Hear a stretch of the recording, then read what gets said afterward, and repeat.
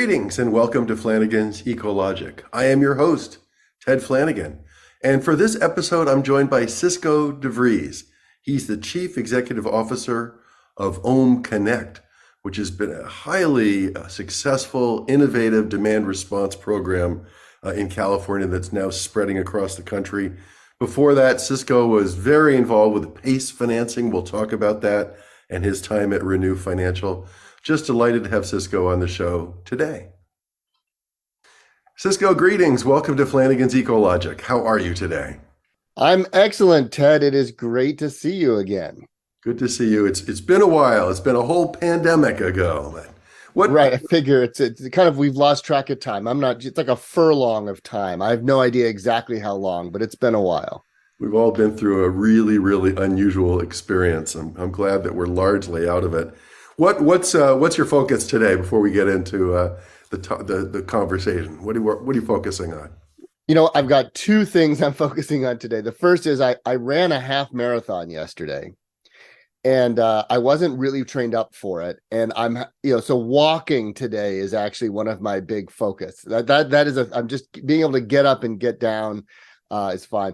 From a work perspective, which is probably more what you had in mind, we've been spending a lot of time. I've been spending a lot of time, as we'll talk about OhmConnect, helping figure out how we help people reduce their energy bills, energy management services. So going from where I've been focused about occasional energy reductions for the grid to how do we get people's bills lower? How do we consistently help them use less energy at the right time? So energy management more holistically has been the thing I'm focused on for this week, and it's a kind of exciting task.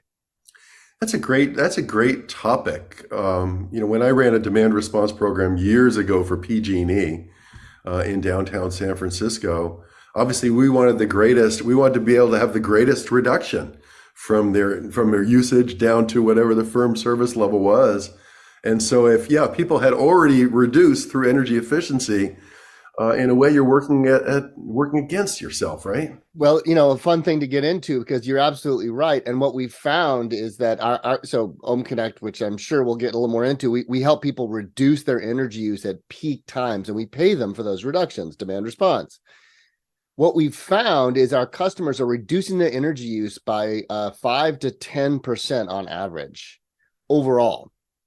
And that's actually quite negative for our demand response business, right? Because that just cuts into the amount they can reduce at peak. But it turns out to be the thing that increasingly our customers say they most appreciate about us is that we're giving them control over their energy. So a lot of what we're trying to do right now is to figure out how to embrace that and how to help people do it, but also, how to get credit for it and figure out how to get paid for it, right? Because you're absolutely right. It does not actually help us pay the bills by itself. Right. How do you monetize that? How do the utilities? How can they be confident that you've actually created a savings stream? That's exactly right. Easier to measure it, so probably in the instantaneous, as opposed to sort of over the course of a year, right? Well, we argue about the instantaneous enough as it is. So so when you expand it out to a year, it gets even worse. I can imagine. But you also listen to the real crisis people are having about the increase in their energy costs, the sort of lack of control they feel they have over those. And so even though we haven't figured out how to make any money on it, we hear loud and clear that that's what's needed, and we're trying to figure out how to provide a solution and do so in a way that doesn't undermine our business model. Right. Maybe creates a new source of revenues to complement your what's been your core business model. That's right. Yeah. Let's go way back. Let's go way back in your career. Born and raised. Are you California born and raised? I am a native Californian. I was actually raised in the country. I grew up just outside of Yosemite National Park, up in the Sierra Nevada. It's around 4,000 feet. And my family still has our home up there. My father and his wife still live there. And so I have watched, to some degree, the Sierra and our forests die. And that is a hard lesson to learn, and I think impacts this. You most people live in the cities and you might see it's a drought or other things, but when you watch all of the pine trees die in a forest that has existed long before I was born, but that I grew up in, and then you watch it burn, Yeah. uh, it has a pretty big impact. And so I feel like I love it up there. It is still absolutely gorgeous. I go up there whenever I can, but it has changed a lot. And that change just over my lifetime, I actually feel like in some ways empowers or powers my efforts around climate change. It's hard to ignore. Right. It's really interesting to see. You asked me why I enjoy these conversations. I mean, to hear what motivates people. That these are in your roots, no pun intended, but Right. your roots are in that, seeing that ecosystem go through a big change. You went to UC San Diego as an undergraduate, is that right? I did. I went down, I went as far away from my parents as possible while still paying in-state tuition for university, and that was San Diego. So, That's so funny. I was living in New England and I went as far away as possible. And so I went all the way from New England all the way down to I went to UC San Diego also. oh, I don't know that we talked about this before. This is great. All right. Yeah, but then you went up to Berkeley. I did my graduate program up in Berkeley a few years later. Yeah. And so by that time, were you really focused? I mean, that was public policy. Were you focusing in on energy environmental issues at that time? Well, so in between those, I spent a few years in Washington, D.C., and I worked, eventually got appointed to the Clinton administration and spent a couple different jobs there. But the longest one I held was actually an aide to the United States Secretary of Energy. I didn't know anything about energy. And the very first project, or one of the very first projects I ended up on, was about the rollout and announcements related to refrigerator standards. And I went to Washington thinking I would work on exciting issues of world peace or maybe, going to space, or I have no idea what. And I ended up working on a refrigerator standard. And I thought that perhaps I had made a poor choice in my life. But I actually think that was like my first true energy love. I think that moment, because what I learned about in that moment on refrigerators was that small changes that people don't even notice add up to such huge, big, important change. The refrigerator is one of the most incredible success stories of energy in history. The refrigerator has become, it uses like 90% less energy. They're 75% bigger. They cost a lot less. And a lot of that was work by government agencies and folks in California and others to sort of increase these standards and the industry to respond to those. And so nobody knows about this story because it worked. And so that's the great thing is, you sort of learn about the stuff that's under the hood that people aren't paying attention to. And how do you get that right? And then a lot of success comes, even if no one really notices. They notice when things go wrong. But this is one of those successes. And I don't know that I really understood how big that impact was on me of that first project until as I look back now and see that stuck with me in a way that seems pretty important. And so when I went to public policy, I was already very interested in environmental and other issues like this. And I really focused in on these issues. I mean, on some other things as well. And so as I came rolling out of my graduate program, it was definitely a focus to stay on environmental and energy related issues. And then did you go directly to the city of Berkeley at that point? I spent a few years working on political campaigns. I worked on a bunch of environmental measures and other measures and candidates. But again, I think the environmental piece was there. And some of those I look back on and maybe they weren't, in retrospect, they weren't the winning choices. I worked on a green diesel program. I don't know that in retrospect, that's one I would tout on the resume, but each one of these, you learn, how does the industry work? How does automotive work? How do these buses work? How do these things, and how do you communicate this to people in a way that they're comfortable with? How do you deal with regulators? And so I spent a few years doing that. And from there, ended up at the city of Berkeley. And you've been touted, you've been labeled as the godfather of PACE financing. I met you, I was working for the city of Palm Desert. We were rolling out PACE program and you were up in Berkeley. I guess weren't you originally using the Mellow Roofs tax provision for, But basically, you became the leader or one of the great leaders of this whole new financing method. And what what prompted your thinking about that? What got you going in Berkeley that basically I think the utility programs were not providing sufficient financing for folks, and you thought maybe you could put that on the tax roll instead. Was that the concept? Absolutely. I mean, this is back in the mid to 2005, 6, 7 in there, Ted. That and you and I were both slogging away in our working with cities trying to figure out how to solve some problems. The the issue that one of my favorite questions, maybe my favorite question that I've come to like embrace as like my career choice is, what problem are you trying to solve? Because it really illuminates when you're having a conversation with somebody what the challenge is. And so I can tell you like what happened back with Berkeley was I got fixated on a problem. And the problem was at the time, we wanted people to do energy efficiency upgrades to their homes, and we wanted them to get solar, but it took a lot of money up front, and there really weren't options to pay for it. This was before solar leases and PPAs were available for residential customers. There was no such thing as a solar specific loan. People could basically either write a check out of a checking account or use maybe a home equity line of credit. Those are your options. And so most people didn't have any access at all to financing for these projects that hopefully would save them a lot of money over time, but cost a lot up front. And so I was just working on how we would kind of open that door, how we would try and fix that. And so, yeah, I was looking at all kinds of ideas that didn't go anywhere. I was trying to figure out how to do utility, how to do things with utility bills. And, PG&E and others said, you can go just pound sand over there in the corner if you'd like. We're not going to do that. And I looked at a variety of other things, our garbage bill and other places that the city had, because I was looking at what tools does a local government, does the city, in this case of Berkeley, have that we could use to stretch out this payment, to do something. And it was really by accident that I got pulled into a neighborhood dispute over a Melrose financing district. And I don't remember much about the dispute, but I do remember thinking, wait a minute.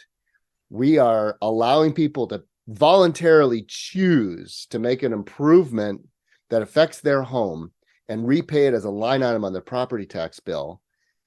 That feels like something we could work with. And that was the beginning. And it's sort of, I say with PACE, it was, I didn't invent Melrose. I didn't invent a lot of things. I just was like a peanut butter and jelly sandwich. I didn't invent peanut butter or jelly.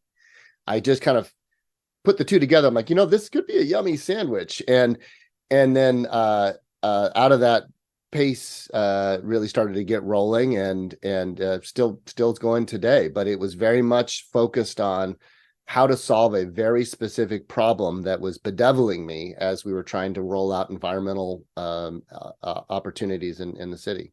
Right, and the brilliance, I think it's fair to say, is that you took Melrose, which was a way for a community, as I understand it, to tax themselves, to build, say, a public park or a fire station or something more sort of traditionally seen as a municipal, sidewalks or something like that, or perhaps sewer lines or infrastructure.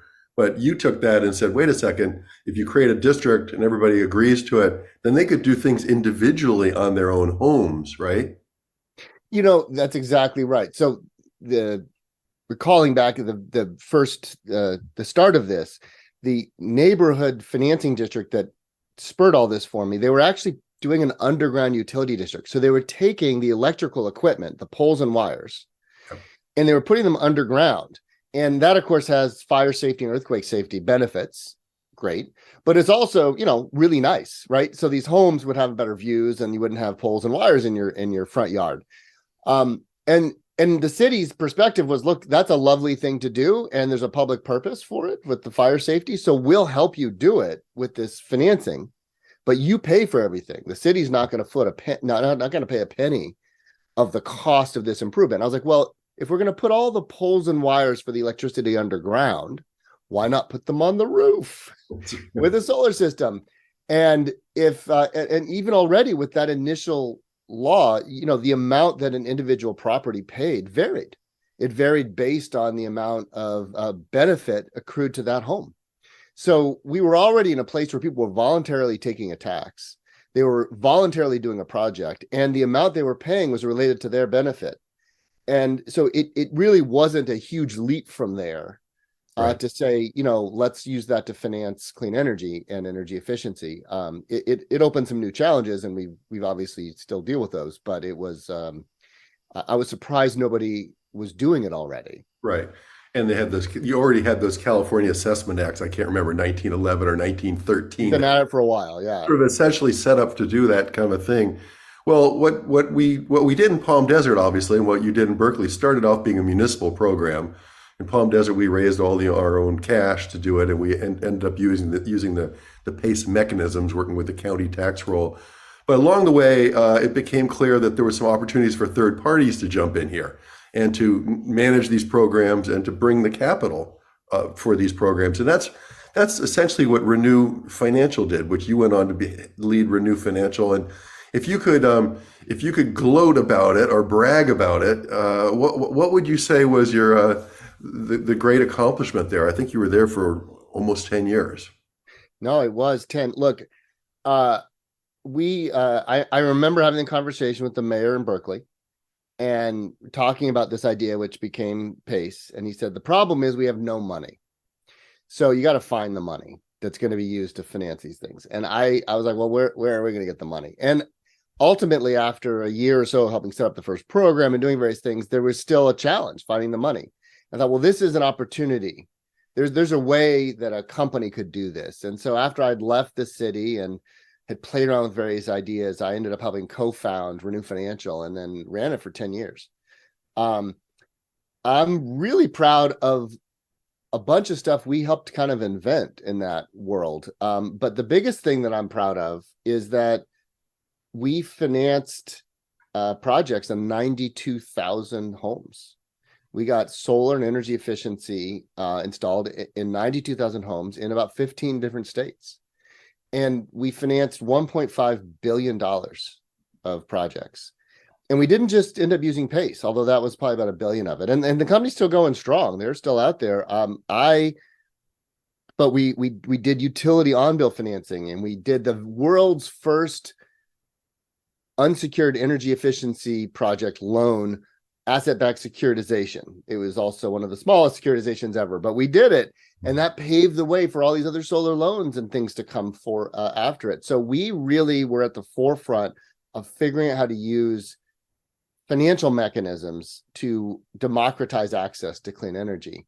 And I'm real proud of that. And 99% of those projects were great projects that got really great done. And, and some of the projects weren't great, but we, I think, succeeded in our mission of really opening the door to the widespread adoption of both solar and more efficient improvements. That's great. And you were also very much a spokesperson for PACE financing, going to Washington and testifying. I know you've had a lot of different roles where you've been the advocate that has not only helped your own company or Renew Financial, but helped the entire market. So thanks for all your work with that. Let's fast forward and get into your current company, which is OhmConnect. You're the CEO. I know there was 3 gentlemen that had this idea. Maybe you could sort of talk about their idea, and then we'll take it from there. Absolutely. So OhmConnect is 9 years old now, and I've been the CEO for 3.5 years. The reason I joined, the reason I got to know these guys, was I became focused. In the last couple of years, I was doing financing at Renew Financial before I decided it was time to take on some new challenges. I was like, what matters now, increasingly what matters, the problem we have is not whether your home is efficient, it's when your home is efficient. And that's a fundamentally different problem. But if we're going to transition to zero carbon and renewable power, we need to be able to flex demand for electricity in the same way that we used to be able to dial up and dial down fossil fuel power plants, because power plants no longer have those same controls. So we need to, instead of the supply being varied, we need the demand for electricity to move around to reflect the availability and the price of electrical supply. And that it not only do we need to do it, if we don't do it, and if we don't do it quickly, we're going to blow up the grid long before we get to zero carbon. So I am by no means the first person who had this notion. I am at this point, the world has seen enough of it that it's no longer a surprise when I say things like this. But a few years ago, I was thinking, who's doing this? Somebody's got to have tried to figure this out because it's so important. And if we don't do it, we can't get to zero carbon. This is just a threshold issue.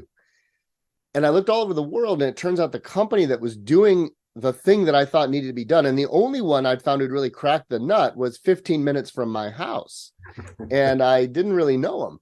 It was OhmConnect. And it turns out that years prior, these incredibly smart folks had actually had this same idea way before me. And it turns out that the people who'd done it had some really important skills. One of them had been an energy trader when the energy markets first opened up to financial participants. So he knew how energy markets work, like CAISO and all these other things that now like undergird most of the US energy system, electricity system. And the second one was the chief technology officer of Zynga, who created, Farmville and Words with Friends. And so all of these, so basically was the pioneer of social gaming, which, may have been a total disaster for the universe, but was quite a thing that went from zero to, billions of users.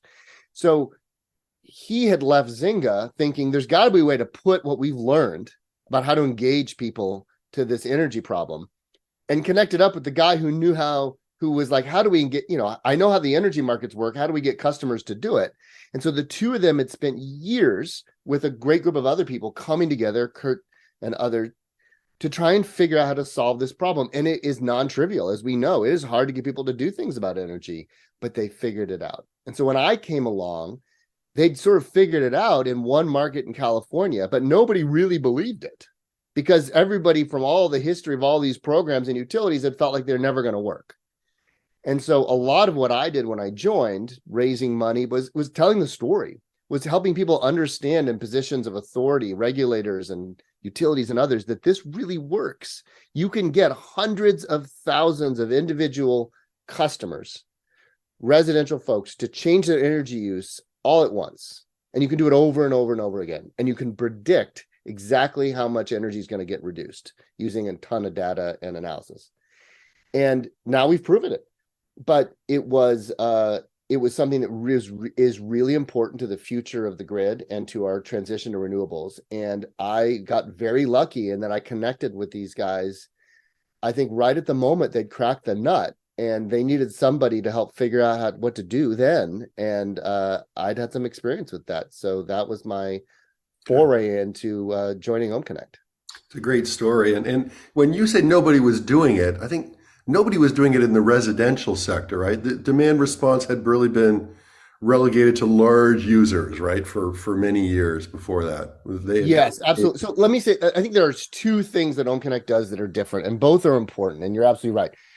The first one is it's residential, and residential's important because what we're seeing increasingly is the peak moments, like in California, the famous duck curve, right? We peak. It used to be at 2 p.m. Back when you were doing demand response, right? It was 1 or 2 p.m. We'd have these peaks. And that was because everyone was at the office and everything was going and all the industrial stuff was happening. The peak now is actually at 7, 8 o'clock at night. And that peak is 70% residential demand. So what's happening is everyone's getting home and turning on their air conditioners and TVs and everything else. And the solar comes offline at exactly the same time. So we have this evening peak. So that means residential becomes increasingly important just because that's what's on when we're hitting our peak. And that's different than it was 20 years ago. So we have 20-year head start in figuring out how to get residential and commercial folks to do energy efficient, to do demand response. And nobody had really thought that residential was, number one, that important, or two, that easy. And it became not easy, but very important. And I think that's been the transition. So we've learned a lot from where things were in demand response years ago. The second thing that's important about residential too, that I think gets lost sometimes in the mix of all of this, is that it's actually you can do it all the time. Once you engage a customer, unlike a commercial enterprise, if they know what's happening and they're getting paid, they like it when you call more events because they get paid more. So commercial tends to be like, look, if you need to call me once or twice a year or once or twice a month at most, fine. But our residential customers once they get hooked on it, they're like, wait, you haven't called an event in a week and I need some money. So let's go. And so they really switch gears. So we call events all the time. Customers will get 100+ events a year. And so we become much more, we get used a lot more. Residential customers are comfortable getting dispatched a lot more. So I think those combinations have meant that residential's become an important component. Yeah. It's building off of the commercial side of things. So let's run through like sort of how this works. You have your trader realizes that the energy markets that I want to talk about in a second need capacity, and somehow you send out a signal to people like me that have signed up for your service. And do I get that via a text or email or both or a phone call, or how do I take action as one of your members? Let's talk about California. We're now in multiple states and countries, but in California, where we are the largest residential demand response program in the state, and I think we are the largest residential virtual power plant on Earth. We have 215,000 enrolled, engaged California customers, and here's what happens: we 10,000 times a day we tell the state's grid operator exactly how many megawatts we have and exactly where we have it and at what price we'd need to get paid to make those megawatts of demand reduced on the grid. And when our price clears in their mechanism, we are required, and we have between 15 minutes and 1 day noticed, depending, we are required to reduce that energy use as much as we've been dispatched, or face the same penalties a power plant would face for not producing when dispatched. We then signal our customers, and we do that in 2 ways. Number one, if we have enough time, we'll send you text messages and an email, and your app will tell you, hey, look, here's how much energy you normally use at this time. Please use less, and we will reward you and pay you for the difference between what you usually use and what you use in this event. But increasingly, what we also do is we connect to your devices and appliances. So we actually control, in California, 300,000 appliances and devices in people's homes. These are everything from smart plugs to, of course, smart thermostats to EV chargers and hot water heaters and refrigerators, and you name it, we probably control it. And so when our customers have trusted us with is, not only do they have the ability to turn things down, but they said, go ahead and do it for me, and you don't even have to warn me. So we will just reach in and actually change the setting on your thermostat or turn off something for 15 minutes or an hour.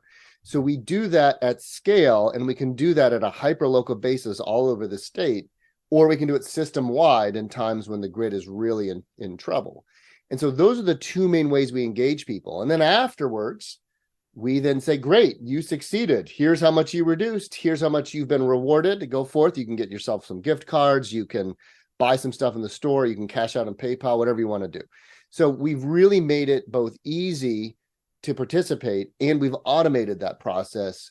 And that's taken both a lot of work, but also just a lot of developing trust with people, because that's a lot to ask people to hand over to us. Yeah, it is. It's fantastic. It's a brilliant model. Congratulations on it. And what would a typical, not that everything is all about money, but what would a typical homeowner make in the course of a year if they were one of your participants? I mean, is it a matter of a few $100s? I mean, is that sort of in the range? Yeah, you definitely can. So first of all, I would say, unfortunately, it almost always is about the money. And so even though people love the environmental benefits, I think you and I both know, like, that only gets you so far. Yeah. The economic benefit is what drives people's participation for the most part. As we say, they do it for the money. They tell their friends about it because they're proud of the environmental benefit. So you got to have both. People who participate get benefit in 2 ways. The first is how much we pay them. And our best users make several $100s a year, and just in direct payments or rewards. But you also, our average new customer reduces their energy use, as I mentioned, about 7%. And so when you look at that across like PG&E, well, we're actually talking about a $200 to $300 a year reduction in your energy costs because of that reduction in use. So you're getting both the ability to make some money from us, but actually the bigger benefit increasingly is that you're actually saving some money on your bill. And as I mentioned at the beginning, that is more and more a focus for individuals, Yeah. and a focus for us in trying to help figure out what to do about that. There was you had a case study that was developed, I think it was August 14th of 2020, and maybe there's been other ones, but where OhmConnect was, we really proved the value in shoring up the grid. Is that right? Yeah, so our first big test was August and then September of 2020, where I think we showed up with a lot of megawatts, actually hundreds and hundreds of megawatts and reduce demand right at a time when the grid was starting to fail. We had our first blackouts in a long time in August of 2020.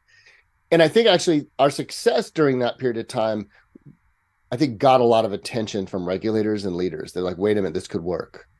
So then flash forward to September of last year.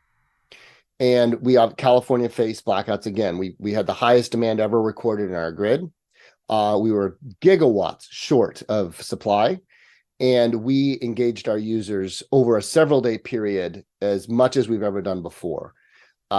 We dispatched them in all kinds of different ways. We gave out gift cards and whatever else. We were able to reduce 1.6 gigawatt hours of energy use across that several-day period.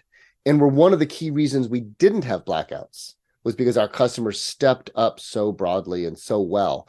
We paid our customers $2.7 million just during that small period of time, because that's how expensive and valuable the megawatts were on the market.